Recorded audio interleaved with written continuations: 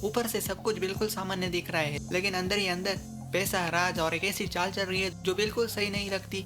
Advocate Ramesh भाई पटेल इतना महंगा लॉयर, उसे क्या जरूरत पड़ी हायर करने की? वो यूएसए का क्लाइंट क्या ढूंढना चाहता है सामन सिंह राजपूत के बारे में, जो उसे एडवोकेट रमेश भाई की जरूरत है?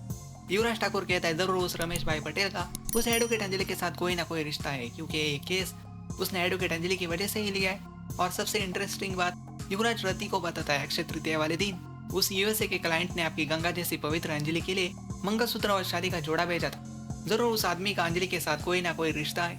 इसी बात से कंफ्यूजन शुरू होता है। फिर से अंजलि के चारित्र पर कीचड़ उछाला जाता है। मंत्री धर्मराज आहूजा कहता है हमारी अगली मीटिंग हम तुम्हें बदनाम कर देंगे अंजलि अवस्थी, हम कहेंगे एडवोकेट अंजलि अवस्थी यूएसए के डॉलर से अपनी मीटिंग करती है, इलेक्शंस लड़ती है। कोई नया आशिक आया अंजलि की जिंदगी में, फॉरेन से पैसा आता है, बहुत पैसे वाला है और उन्हीं पैसे से हमारे खिलाफ इलेक्शन लड़ रही है।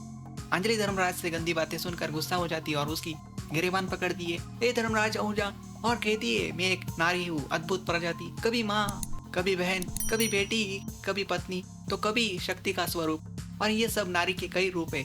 इसलिए ऐसा कुछ मत कीजिएगा कि मैं त्रिशूल उठा लूं और यही के यही महिषासुर की तरह आपका वध कर दूं। धर्मराज फिर भी कहता है कुछ नहीं कर पाएगी तू, बदनाम कर देंगे तुझे।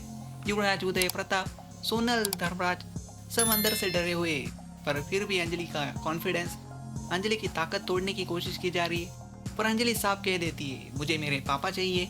युवराज कहता है नहीं अंजलि अवस्थी, तुझे तेरे पापा नहीं मिलेंगे, पर फिर भी मैं एक डील देता हूँ, तू इस इलेक्शन से अपना नाम हटा ले, नहीं तो तेरे पापा तुझे घर पर नहीं शमशान में मिलेंगे, वहां पर आ जाना मुखाग्नि देने।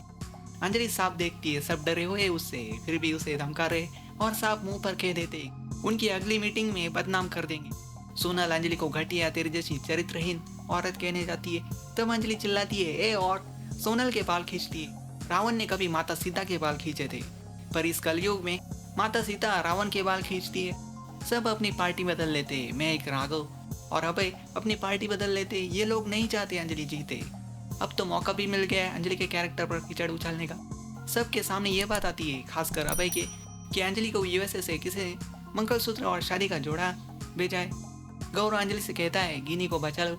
अभय गिनी की मांग में सिंदूर भर रहा है, पर असली प्लान तो गौरव भी नहीं जानता। अंजलि के सामने आता है कि गिनी सिंह राजपूत हाउस अभय के नाम करने जा रही है, क्योंकि अंजलि अवस्थी जानती है साइन होने के बाद अभय गिनी को घर से बाहर फेंकवा देगा। अंजलि राजपूत हाउस में एंट्री लेती है और अपनी दीदी को रोक देती है। क्या होगा आगे? क्या गिनी सच जानकर साइन करेगी पेपर्स पर? क्या अमन सिंह राजपूत जिंदा है? अगर आपको ऐसे ही लेटेस्ट अपडेट्स चाहिए तो चैनल को सब्सक्राइब करना बिल्कुल भी मत भूलिए। Atul talk channel.